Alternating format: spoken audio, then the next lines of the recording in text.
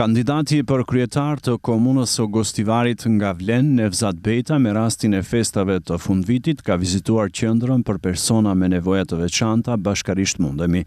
Gjatë kësaj vizite ka shpërndar pakut të vitit të ri dhe ka uruar që viti 2026 të jetë më i begat dhe më i lumtur për këta persona, të cilat i cilësoj si pjesa më e dashur dhe më e ndjeshme e shoqërisë. Këta janë shtresa më e dashur e shoqërisë tonë.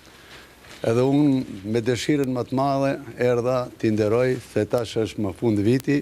që edhe ato ta përjetojnë në gëzimin e ndërimit të modmotëve me një dhuratë modeste, se janë shumë të dashur, edhe gjithmonë do ta kijen për krahjen teme, do ta kijen për krahjen e gjithëve biznismenëve, edhe gjithë qytetarëve që kanë respekt ndaj fëmijëve që janë pjesa më e dashur e shoqërisë tonë. Bejta theksoi se nëse fiton besimin e qytetarëve në zgjedhjet e 11 janarit, personat me nevoja të veçanta do të kenë kujdes të veçantë dhe të merituar nga ana e tij dhe nga institucionet komunale. Me ardhjen time në krye të komunës, këto do të kenë përkrahje të veçantë si shoqëri, edhe bashkë me Këshillin do sjellim vendim sa do kemi mundësi nga buxheti të ndajmë të holla që t'i shfrytëzojnë fëmijët të cilët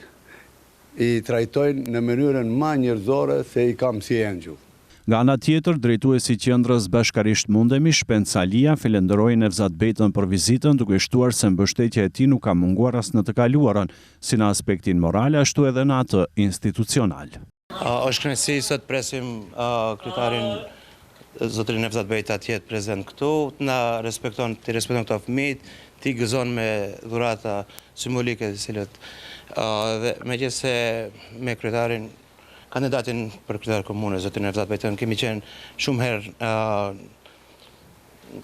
kontakt, i cili njeri na ka përkrahur shumë herë, edhe kemi pas edhe përkrahje morale edhe përkrahje institucionale kemi pas, dhe i falenderojmë shumë që ndajti kohë që të jetë pjesë e kësaj qendre, të shofe drejt për drejt, të shofe këto fëmijë si kush janë. Unë jam shumë mirënjohës për këtë që është sot këtu. Paraprakisht në një konferencë për shtyp, Bejta ka uruar të gjithë qytetarët e Gostivarit për festat e fundvitit, duke shprehur dëshirën që viti 2026 të jetë vit suksesi dhe shëndeti për çdo gostivarës. Të dashur qytetarë, më lejoni që t'ju uroj vitin e ri, duke u dëshiruar mirëqenie,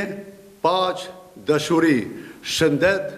sukses dhe jetë të lumtur. Juve dhe familjarëve të juaj, gëzuar vitin e ri 2026.